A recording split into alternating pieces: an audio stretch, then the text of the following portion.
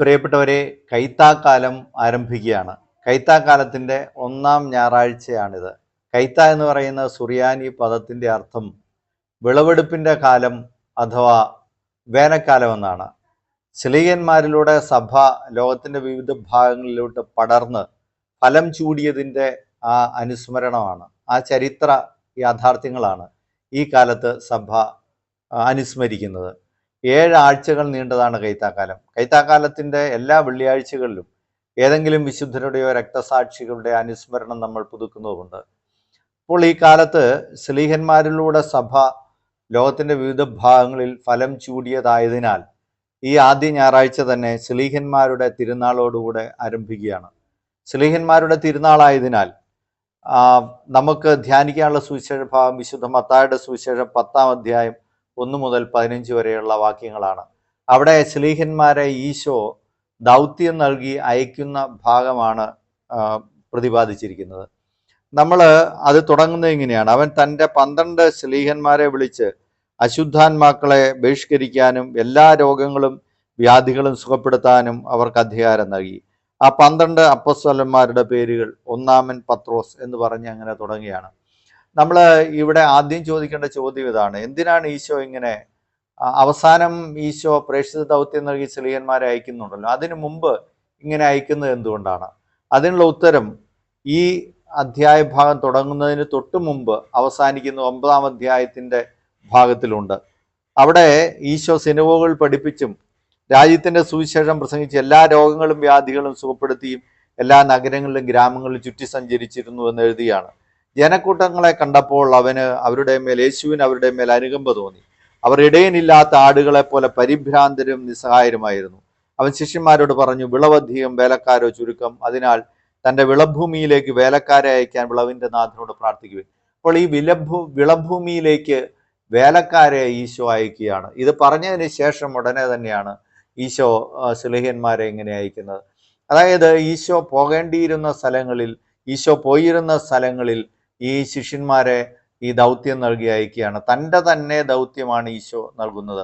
ഇവിടെ 12 ശ്ലീഹന്മാരെ ഈശോ അയക്കുന്നു. ആ 12-ന് പ്രധാനമായ ഒരർത്ഥമുണ്ട്. എന്തുകൊണ്ട് 12 എന്ന ചോദ്യത്തിന് ഉത്തരം, ഇസ്രായേൽ ജനം, ദൈവത്താൽ തെരഞ്ഞെടുക്കപ്പെട്ട ജനം 12 ഗോത്രങ്ങളായിരുന്നു. യെശയ്യാ പ്രവാചകന്റെ 49-ാം അധ്യായത്തിൽ പറയുന്നു, ഈ ജനതകൾക്ക് പ്രകാശമായി ഈ 12 ഗോത്രങ്ങൾ ഉണ്ടായിരിക്കുമെന്നാണ്. അപ്പോൾ ലോകത്തിലുള്ള എല്ലാ ജനതകളുടെയും പ്രകാശമായിട്ട് 12 ഗോത്രങ്ങളാണ് ഉണ്ടാകുന്നത്. വിജാതീയ നഗരങ്ങൾ 70 എണ്ണം എന്നായിരുന്നു ഇസ്രായേൽക്കാരുടെ വിശ്വാസം. അപ്പോൾ ഈ ലോകത്തിൻ്റെ വിവിധ സ്ഥലങ്ങളിൽ 70 വിജാതീയ നഗരങ്ങളിലേക്ക് പടർന്നു കിടക്കുന്ന ജനതകൾക്ക് പ്രകാശമായി 12 ഗോത്രങ്ങൾ ഉണ്ടാകുമെന്നുള്ള ഒരു ചിന്ത ഇസ്രായേലിൽ ഉണ്ടായിരുന്നു. അതുകൊണ്ടാണ് ഈശോ ഈ 12 പേരെ തിരഞ്ഞെടുക്കുന്നത്. ഈ 12 ശിഷ്യന്മാരാണ് ലോകം മുഴുവൻ സുവിശേഷത്തിൻ്റെ വെളിച്ചം പകർന്നത്. അങ്ങനെ സുവിശേഷത്തിൻ്റെ ചൈതന്യം വെളിപ്പെടുത്തി കൊടുത്തത്, സുവിശേഷത്തിൻ്റെ പ്രകാശം ലോകം മുഴുവൻ എത്തിച്ചത് അവരാണ്. പിന്നീട് നമ്മൾ കാണുന്നു, ഇവിടെ മത്തായി ശ്ലീഹ അപ്പസ്തോലന്മാർ, ആ 12 അപ്പസ്തോലന്മാർ എന്ന് പറയുന്നു. അതിനും പ്രാധാന്യമുണ്ട്. അപ്പസ്തോലന്മാർ എന്ന് പറയുന്ന പദം ആദ്യമായിട്ട് ഉപയോഗിക്കുന്ന ബൈബിൾ പണ്ഡിതന്മാർ പറയുന്നത് ഉത്ഥാനത്തിന് ശേഷം എന്നാണ്. ഈശോ ആ പദം ഉപയോഗിക്കുന്നുണ്ട്. എന്നാൽ ആദിമസഭയിൽ കൂടുതലായി അപ്പസ്തോലന്മാർ എന്ന് പറയുന്ന പദം ഉപയോഗിച്ചിരുന്നു. അതൊരു ഗ്രീക്ക് പദമാണ്. ആ പദം അധികാരത്തെ സൂചിപ്പിക്കാൻ ഉപയോഗിക്കുന്ന ഒരു പദം കൂടിയാണ്. ഗ്രീക്ക് അർത്ഥപ്രകാരം രാജാവ് തൻ്റെ ദൗത്യം ഒരാളെ ഏൽപ്പിച്ചിട്ട് രാജാവിൻ്റെ അധികാരത്തോടു കൂടി അത് നിർവഹിക്കാൻ ഏൽപ്പിക്കുന്ന ആ പ്രത്യേകമായിട്ടുള്ള ആ ദൗത്യത്തെ സൂചിപ്പിക്കാനാണ്, അല്ലെങ്കിൽ ആളെ സൂചിപ്പിക്കാനാണ് ഈ അപ്പോസ്റ്റൽ എന്ന പദം ഉപയോഗിച്ചിരുന്നത്. എന്ന് പറഞ്ഞാൽ ഈ ആളെ തിരസ്കരിക്കുന്നയാൾ രാജാവിനെ തിരസ്കരിക്കുന്നതിന് തുല്യമായിരിക്കും. അതുകൊണ്ടാണ് ഈശോ അർത്ഥത്തിൽ പറയുന്നത്, നിങ്ങളെ തിരസ്കരിക്കുന്നവൻ എന്നെ തിരസ്കരിക്കുന്നു എന്ന് പറയുന്നതിൻ്റെ അർത്ഥം അതാണ്. അതായത് ഈശോയുടെ അധികാരം തന്നെയാണ് അവർക്ക് നൽകുന്നത് എന്നുള്ളതാണ്. ഇവിടെ നമ്മൾ വേറൊരു കാര്യം ശ്രദ്ധിക്കേണ്ടതുണ്ട്. ഇവിടെ രോഗികളെ സുഖപ്പെടുത്താനൊക്കെ അധികാരം നൽകുന്നു, അശുദ്ധാത്മാക്കളെ ബഹിഷ്കരിക്കുക. പക്ഷേ പ്രധാനപ്പെട്ട ഒരു അധികാരം നൽകുന്നില്ല. അത് പ്രബോധന അധികാരമാണ്. അത് ഈശോയുടെ ഉയിർപ്പിന് ശേഷമാണ് ആ അധികാരം ശിഷ്യന്മാർക്ക് നൽകുന്നത്. എന്ന് പറഞ്ഞാൽ ഈശോയുടെ ഉയിർപ്പിനുകൂടെ സാക്ഷികളായി രക്ഷാകര സംഭവങ്ങൾ മുഴുവൻ അനുഭവിച്ചറിഞ്ഞതിന് ശേഷം മാത്രമേ അവർക്ക് ഈ പ്രബോധന അധികാരം നൽകുന്നുള്ളൂ എന്ന കാര്യം കൂടെ നമ്മൾ ഓർക്കുക. ഇനി ഇതിൽ മത്തായി ശ്ലീഹ വിവരിക്കുന്ന ക്രമവും പ്രധാനപ്പെട്ടതാണ്. ഇങ്ങനെയാണ് ആ 12 അപ്പസ്തലന്മാരുടെ പേരുകൾ. ഒന്നാമൻ പത്രോസ്. സഭയുടെ ഹൈറാർക്കി അവിടെ തന്നെ മത്തായി ശ്ലീഹ അവതരിപ്പിക്കുകയാണ്. അതിനുശേഷം അന്ത്രയോസ്, യാക്കോബ്, യോഹന്നാൻ. സഭയിലെ ആദ്യത്തെ പ്രധാനപ്പെട്ട ആളുകൾ, ആദിമസഭയിലെ ശ്ലീഹന്മാർ, പ്രധാനികൾ 4 പേരുടെ പേരുകൾ ആദ്യം പറഞ്ഞതിന് ശേഷമാണ് മത്തായി ശ്ലീഹ മറ്റുള്ളവരുടെ പേരുകൾ പറയുന്നത് എന്നും നമ്മൾ പ്രത്യേകമായിട്ട് ശ്രദ്ധിക്കേണ്ടതാണ്. പിന്നീട് ഇത് മുമ്പോട്ട് വരുമ്പോൾ, ഈ ഭാഗം മുമ്പോട്ട് വരുമ്പോൾ വലിയൊരു പ്രബോധനമാണ് ഈശോ 12 പേരെയും അയച്ച് ചുമതലപ്പെടുത്തി അയക്കുന്നു. നിങ്ങൾ വിജാതീയരുടെ അടുത്തേക്ക് പോകരുത്, ഇസ്രായേൽ വംശത്തിലെ നഷ്ടപ്പെട്ട ആളുകളുടെ അടുത്തേക്ക് പോകുന്നതുകൊണ്ട്. എന്തുകൊണ്ടാണ് വിജാതീയരുടെ അടുത്തേക്ക് പോകരുത് എന്ന് പറയുന്നത്? കാരണം ആദിമസഭയുടെ വിശ്വാസം ഇതായിരുന്നു, ഇസ്രായേൽക്കാരാണ് ദൈവത്താൽ തെരഞ്ഞെടുക്കപ്പെട്ടത്. അതുകൊണ്ട് ആദ്യം യഹൂദർ, പിന്നെ വിജാതീയർ എന്ന്. ശ്ലീഹന്മാരുടെ ഇടയിലും ആ ചിന്ത പ്രബലമായിരുന്നു. ആദ്യം യഹൂദർ, പിന്നെ വിജാതീയർ എന്നുള്ള ആ രീതി.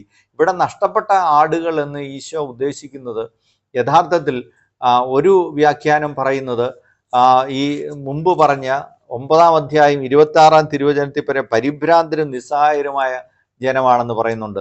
രണ്ടാമത്തെ ഒരു വ്യാഖ്യാനം ഇതാണ്, ഈ നഷ്ടപ്പെട്ട ആടുകൾ എന്ന് പറഞ്ഞാൽ മേലാളന്മാരാൽ ഭ്രഷ്ട് കൽപ്പിക്കപ്പെട്ട് മാറ്റി നിർത്തപ്പെട്ട ചുങ്കക്കാരും പാപികളുമായിട്ടുള്ള ആളുകൾ എന്നുള്ളതാണ്. അല്ലെങ്കിൽ സ്വയം ഈ വിശ്വാസത്തിൽ നിന്ന് പുറത്തുപോയവരെന്നുള്ളതാണ്. അതല്ല, മറ്റൊരു വ്യാഖ്യാനം പറയുന്നത് മുഴുവൻ ഇസ്രായേൽ ജനവും തന്നെയാണ്. കാരണം ദൈവത്തിൻ്റെ കൽപ്പനകൾ മനസ്സിലാക്കാതെ അതിനെ ദുർവ്യാഖ്യാനം ചെയ്ത് ഫരിസേയരും നിയമജരും ഒക്കെ ഉൾപ്പെടെയുള്ള ആ വലിയൊരു ഗണത്തെ കൂടെ ഉൾപ്പെടെ ഇസ്രായേൽ ജനത്തെ മുഴുവൻ അത് സൂചിപ്പിക്കുന്നു എന്നുകൂടെയുള്ള ധാരണയുണ്ട്. ഇനി നമ്മൾ മുമ്പോട്ട് പോകുമ്പോൾ നമ്മൾ കാണുന്നതുകൊണ്ട് മുമ്പോട്ട് പോകുന്നത് കാണുന്ന പ്രധാനപ്പെട്ട കാര്യം, നിങ്ങൾ അരപ്പട്ടയിൽ സ്വർണമോ വെള്ളിയോ ചെമ്പോ കരുതി വയ്ക്കരുത്. യാത്രയ്ക്ക് സഞ്ചിയോ 2 ഉടുപ്പുകളോ ചെരുപ്പോ വടിയോ കൊണ്ടുപോകരുത്. വേല ചെയ്യുന്നവൻ ആഹാരത്തിന് അർഹനാണല്ലോ. ഇത് എങ്ങനെ പറയാൻ കാരണം, ഇസ്രായേൽ റബ്ബിമാരുടെ പ്രധാനപ്പെട്ട ഒരു നിയമമായിരുന്നു. വിശുദ്ധ സ്ഥലങ്ങളിലേക്ക് പോകുമ്പോൾ, ടെമ്പിൾ ഓഫ് മൗണ്ടിലൊക്കെ പോകുന്ന സമയത്ത് അരപ്പട്ടയിൽ ചെമ്പോ വെള്ളിയോ കൊണ്ടുപോകരുത് എന്നുള്ള കാര്യങ്ങളൊക്കെ. എന്ന് പറഞ്ഞാൽ അതിപ്രധാനമായ വിശുദ്ധമായ ഒരു കർമ്മമാണ് നിങ്ങൾ അനുഷ്ഠിക്കാൻ പോകുന്നത് എന്നുള്ള ഒരു സൂചന ഈ ഭാഗത്ത് ഉണ്ട് എന്നുള്ളതാണ്. അതുകൂടാതെ ഇസ്രായേൽക്കാരുടെ ഒരു സാധാരണ രീതി ഉണ്ടായിരുന്നു. അവർ യാത്രയ്ക്ക് പോകുമ്പോൾ അവർ അപ്പം കയ്യിൽ കരുതിയിരുന്നു. അവരൊരു കഴുതയുടെ പുറത്ത് വെച്ചാണ് കൊണ്ടുപോയിരുന്നത്. അതുപോലെ ചെമ്പ്, വെള്ളി, നാണയങ്ങൾ അരപ്പട്ടയിൽ കരുതിയിരുന്നു യാത്രയ്ക്കുള്ള ചെലവിലേക്ക്. അതിൽ നിന്നാണ് ഈ നല്ല സമരിയാക്കാരൻ ഈ സത്രം സൂക്ഷിപ്പുകാരന് കൊടുക്കുന്നത്. അതുപോലെ വടി കൈ കരുതിയിരുന്നു. ചില സമയത്ത് യാത്രയിൽ മൃഗങ്ങളിൽ നിന്നൊക്കെയുള്ള ആക്രമണങ്ങൾ അതുപോലെ ദുർഘടമായ പാതയാണ്. അതുകൊണ്ട് 2 ജോഡി ചെരുപ്പുകൾ കരുതിയിരുന്നു. തണുപ്പിൽ നിന്ന് രക്ഷ നേടാൻ മേലങ്കിയുടെ കൂടെ വേറൊരു ഉടുപ്പ് കരുതിയിരുന്നു. പക്ഷേ ഈ ഭാഗത്ത് പ്രത്യേകിച്ച് മത്തായി ശ്ലീഹ പ്രത്യേകമായിട്ട് ഇത് പറയാണ്, ഒരു അസറ്റിക്ക് ഒരു താപസ തുല്യമായ രീതിയിൽ പോകണമെന്നുള്ള ഒരു ധ്വനിയാണ് ഈ ഭാഗം നൽകുന്നത്. എന്ന് പറഞ്ഞാൽ പരിപൂർണമായിട്ട് ദൈവത്തിൽ മാത്രം ആശ്രയിച്ചുകൊണ്ട് സുവിശേഷ വേല ചെയ്യുക എന്നുള്ളതാണ്. ഭൗതികമായ കാര്യങ്ങളിൽ ശ്രദ്ധ തങ്ങി നിൽക്കരുത് എന്നുള്ള പ്രധാനപ്പെട്ട ഒരു പ്രബോധനം കൂടെ ഈ ഭാഗത്തുണ്ട്. അതിനുശേഷം പറയുന്നു, നിങ്ങൾ എവിടെ ചെല്ലുന്നു യോഗ്യത അവിടെ ആദ്യം സമാധാനം ആശംസിക്കണം എന്ന് പറയുന്നുണ്ട്. അതായത് ഈ ശിഷ്യന്മാർ പ്രധാനമായിട്ടും ചെല്ലുമ്പോൾ കൊടുക്കേണ്ടത് ക്രിസ്തുവിൻ്റെ സമാധാനമാണ്. എവിടെ ചെന്നാലും സമാധാനത്തിൻ്റെ സംവാഹകരായിരിക്കണം എന്നുള്ള ഒരു മെസ്സേജ് ശക്തമായിട്ട് നൽകുന്നുണ്ട്. അതുപോലെ നിങ്ങൾ ആരെങ്കിലും സ്വീകരിക്കാതിരുന്നു കഴിഞ്ഞാൽ കാലിലെ പൊടി കൂടെ തട്ടിക്കളഞ്ഞിട്ട് പോകാൻ പറയുന്നുണ്ട്. അത് ഇസ്രായേൽക്കാരുടെ ഒരു ആചാരമായിരുന്നു. വിജാതീയ നഗരങ്ങളിലേക്ക് പോയിട്ട് തിരിച്ചു വരുമ്പോൾ അവിടുത്തെ പൊടി വിശുദ്ധ നഗരത്തിൽ വീഴാൻ പാടില്ല എന്നതിനാൽ അതിൻ്റെ വെളിയിൽ വെച്ച് തട്ടിക്കളഞ്ഞിട്ടാണ് അവർ പോന്നിരുന്നത്. അപ്പോൾ സുവിശേഷം സ്വീകരിക്കാത്ത ആളുകൾ വിജാതീയരെ പോലെ ആയിക്കൊള്ളട്ടെ എന്ന് പറയുന്നു. അതിൻ്റെ അവസാനം പറയും, സ്വീകരിക്കാത്തവരുടെ മേൽ കഠിനമായ ശിക്ഷാവിധി ഉണ്ടാകും എന്ന് ഒരു ധ്വനി കൂടിയുണ്ട്. സോദോം ഗോമോറ നഗരങ്ങൾക്ക് ഇതിനേക്കാൾ ഭേദപ്പെട്ട വിധി ഉണ്ടാകുമെന്ന് സോദോം ഗോമോറ പഴയ നിയമത്തിൽ പ്രതിപാദിക്കുന്ന കാര്യങ്ങൾ നമുക്കറിയാം. അപ്പോൾ അതിനേക്കാൾ വലിയ ശിക്ഷാവിധിയായിരിക്കും സുവിശേഷം സ്വീകരിക്കാത്ത സ്ഥലങ്ങളിൽ ലഭിക്കുന്നതെന്നുള്ള. കാരണം അതിൻ്റെ പരിതാപസ്ഥിതി കൂടെ പറയാണ്. സുവിശേഷം ചെല്ലുന്ന സ്ഥലങ്ങളിൽ അന്ധകാരം അകന്നു പോവുകയാണ്. അവിടെ ഉച്ചനീചത്വങ്ങൾ ഇല്ലാതാകുന്നു. അവിടെ സമാധാനം ഉണ്ടാകുന്നു, എല്ലാവരും തുല്യരാകുന്നു, ഒരേ മനസ്സും ഒരേ ഹൃദയമുള്ളവരായിട്ട് മാറുന്നു. അപ്പോൾ ആ ഒരു വലിയ ദൗത്യത്തെ, ആ സന്ദേശത്തെ സ്വീകരിക്കാതിരിക്കുന്നവരുടെ സ്ഥിതി എത്രയോ ദയനീയമായിരിക്കും എന്നുള്ള ഒരു സൂചന കൂടെയാണ് ഈ സുവിശേഷ ഭാഗം നൽകുന്നത്. നമ്മൾ ഇതിൻ്റെ കൂട്ടത്തിൽ പ്രായോഗികമായിട്ട് പല കാര്യങ്ങളും ഇതിൻ്റെ കൂടെ പറഞ്ഞെങ്കിലും വീണ്ടും ഒരിക്കൽ കൂടെ വന്നു കഴിഞ്ഞാൽ പ്രിയപ്പെട്ടവരെ, നമ്മൾ ഓർക്കുക, സുവിശേഷം, ശ്ലീഹന്മാരുടെ സുവിശേഷമാണ് ലോകത്തെ മാറ്റിയത് എന്ന് നമുക്കറിയാം. അത് സുവിശേഷമാണ് ഉച്ചനീചത്വങ്ങൾ മാറ്റിയത്. സുവിശേഷ ദീപ്തി പകർന്ന പ്രകാശത്തെക്കുറിച്ച് പറഞ്ഞുകൊണ്ടുള്ള ഒരു ഗാനമാണ്. ആ ഗാനം ഏതോ ഒരു പിന്നോക്കക്കാരനായ ഒരു മനുഷ്യൻ, ക്രിസ്ത്യാനിയായ മനുഷ്യൻ, അദ്ദേഹം എഴുതിയതാണ്. അത് നമ്മുടെ നാടിനെ കുറിച്ചാണ്. അപ്പോൾ സുവിശേഷത്തിൻ്റെ പ്രഭ എന്തുമാത്രമാണ്. ഒരിക്കലും നമ്മൾ പ്രതീക്ഷിക്കാത്ത ആളുകൾ, TG മോഹൻദാസിനെ പോലെയൊക്കെയുള്ള ആളുകൾ എത്രയോ മോശമായ രീതിയിലാണ്, അതായത് ഈ വർഗീയത മനസ്സിലേക്ക് കടന്ന് അത് എത്തുമാത്രമാണ് നല്ല അത്യാവശ്യം പാണ്ഡിത്യമുള്ള മനുഷ്യരെ പോലും മോശക്കാരാകും, ദുഷിപ്പിച്ച് കളയെന്ന് നോക്കുക.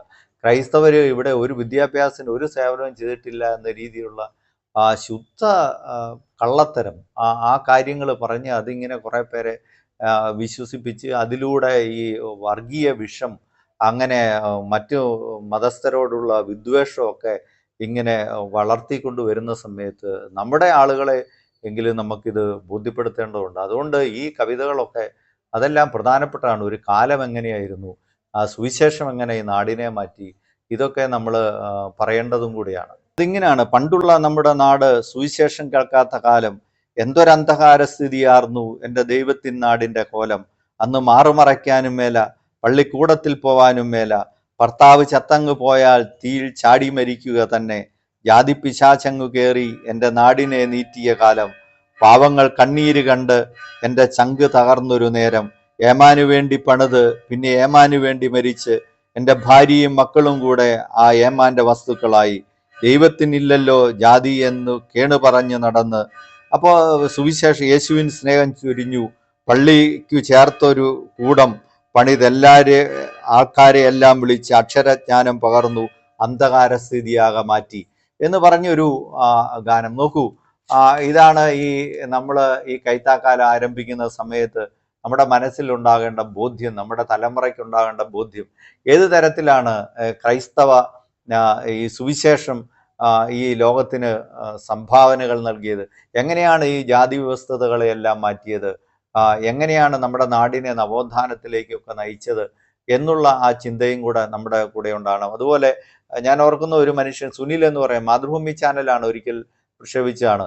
അവിടെ ഉത്തരേന്ത്യയിലെ ഒരു സ്ഥലത്ത് ഈ മനുഷ്യൻ മിഷണറിയാണ്. ഇങ്ങനെ പോകുന്ന സമയത്ത് ഈ ഒരു ചവറുകൂനയിൽ പട്ടിക്കുട്ടികളുമായിട്ട് ഇങ്ങനെ പോരാടുന്ന കുറച്ച് മനുഷ്യ കുഞ്ഞുങ്ങൾ. അപ്പോൾ അവരെ വിളിച്ചിട്ട് അവരോട് ചോദിച്ചു, എന്താണ്? അവർ എച്ചില് പറക്കുകയാണ്. അപ്പോൾ അവർ അവർ പറയുകയാണ്, അവർ ഒരു ദേവിയുടെ ശാപം പേറിയവരാണ്, അതുകൊണ്ട് ഇങ്ങനെ ജീവിക്കാനാണ് ഞങ്ങളുടെ വിധി, അങ്ങനെയാണ് ഞങ്ങൾ ജീവിക്കേണ്ടതെന്ന് പറയുകയാണ്. അപ്പോൾ അവരുടെ മാതാപിതാക്കളോട് സംസാരിക്കുമ്പോൾ അവർ ഇടയുകയാണ്. ആ ഗ്രാമം മുഴുവൻ എതിരായിട്ട് വരികയാണ് ഈ ബ്രദറിനെതിരെ. പക്ഷേ പിന്നീട് അവരെ ബോധ്യപ്പെടുത്തി അങ്ങനെയൊന്നില്ല എന്ന് പറഞ്ഞ് അവസാനം അവർക്ക് അക്ഷരജ്ഞാനം പകർന്ന്, മാതൃഭൂമി ചാനലാണ് അത് പ്രക്ഷേപിച്ചത്. അവസാനം അവരിന്ന് ഡോക്ടർമാരുണ്ടായി, അവരിന്ന് എഞ്ചിനീയർമാരുണ്ടായി, അധ്യാപകരുണ്ടായി, അങ്ങനെ മാറിയ ഒരു ചരിത്രം. അപ്പോൾ നമ്മളിത് ഓർക്കണം. അതുപോലെ ദൈവത്തിൽ ആശ്രയിക്കുക എന്നുള്ള ആ കാര്യം നമ്മൾ വലിയ അത്ഭുതപ്പെടുത്തുന്ന കാര്യമാണ്. ലയണൽ മെസ്സി, ലോകം കണ്ട ഏറ്റവും വലിയ ഫുട്ബോളർ, അദ്ദേഹം ഈ കഴിഞ്ഞിടയ്ക്ക് ഒരു മത്സരത്തിൽ മൊറോക്കോയുടെ മത്സരം പെനാൽറ്റി നഷ്ടപ്പെടുത്തി അവസാനം ഇന്റർവ്യൂ നടത്താൻ പറയാണ്, ഞാൻ പെനാൽറ്റി നഷ്ടപ്പെടുത്തിയ സമയത്ത് എനിക്ക് വലിയ നിരാശയായിരുന്നു, പക്ഷെ ദൈവം എനിക്കായിട്ട് ഒരു സമ്മാനം ഒരുക്കി വെച്ചിരുന്നു, എല്ലാം തന്നത് ദൈവമാണ് എന്നുള്ള അത് തന്നെയാണ് ക്രിസ്ത്യാനോ റൊണാൾഡോ പറഞ്ഞത്. എനിക്ക് ഇതൊന്നും അർഹതപ്പെട്ടതല്ലായിരുന്നു, ദൈവമാണ് എനിക്കിതെല്ലാം തന്നത്.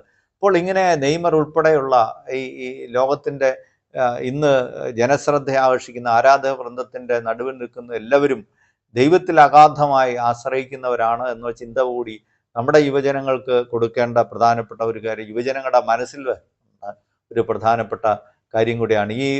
ഈ ഞായറാഴ്ച ശ്ലീഹന്മാരുടെ തിരുനാൾ ആഘോഷിക്കുമ്പോൾ അവരുടെ മാധ്യസ്ഥ്യം തേടാം. ഈ ചിന്തകൾ നമ്മുടെ മനസ്സിനെ ഭരിക്കട്ടെ. Subscribe now and press the bell icon. Never miss an update.